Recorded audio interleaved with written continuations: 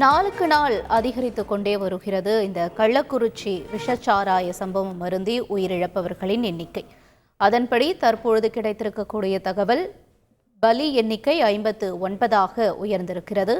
கூடுதல் தகவல்களை செய்தியாளர் அரவிந்தன் வழங்க கேட்கலாம்.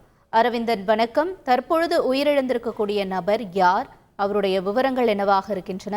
மேலும் எவ்வளவு பேர் இப்போ சிகிச்சையில் இருக்காங்க? என்ன நிலவரம் நீடிக்கிறது அரவிந்தன்?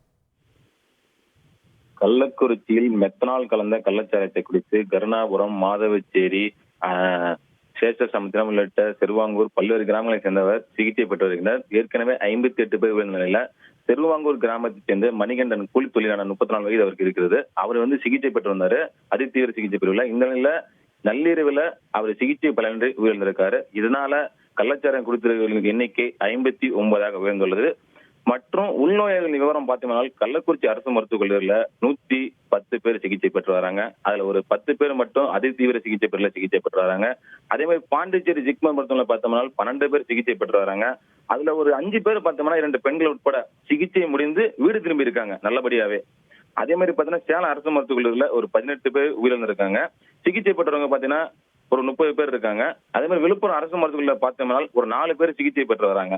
ஆனா பாத்தீங்கன்னா இப்ப தனியார் ஹாஸ்பிட்டல்ல 2 பேர் கள்ளச்சாராயம் கொடுத்து சிகிச்சை பெற்றதாக கூறப்படுகிறது. அதனால மொத்தமா மாவட்டத்தில் பார்த்தோம்னா ஒரு 7 பேர் சிகிச்சை முடிந்து நல்லபடியாக வீடு திரும்பி இருக்காங்க. இவங்க எல்லாமே பார்த்தோம்னா ஒரு சிலர் தெரியாமல் எடுத்து குடித்ததாக கூறப்படுகிறது. வீட்டில் அவரது கணவர் குடித்ததாகவும், ஒரு சிலர் எப்பொழுதும் குடிப்போம், உடல் வலிக்கு குடித்தோம், ஒரு பாக்கெட் தான் குடித்தோம், அதனால உடலில் எந்த மாற்றம் ஏற்படவில்லை, சிகிச்சை முடிந்து நாங்கள் தற்போது வீட்டுக்கு வந்தோம் என்று சிகிச்சை முடிந்து வீட்டுக்கு திரும்ப தெரிவித்தார்கள். தற்போது கள்ளக்குறிச்சி மாவட்டத்தில் கள்ளச்சாராயம் குடித்து உயிரிழந்தவர்கள் எண்ணிக்கை பார்த்தோம்னால் 59ஐ கடந்துள்ளது. மேலும் உயிரிழப்புகள் ஏற்படும் என அச்சத்தில் உள்ளனர் மருத்துவக் குழுவினரும் மாவட்ட நிர்வாகத்தினருமே.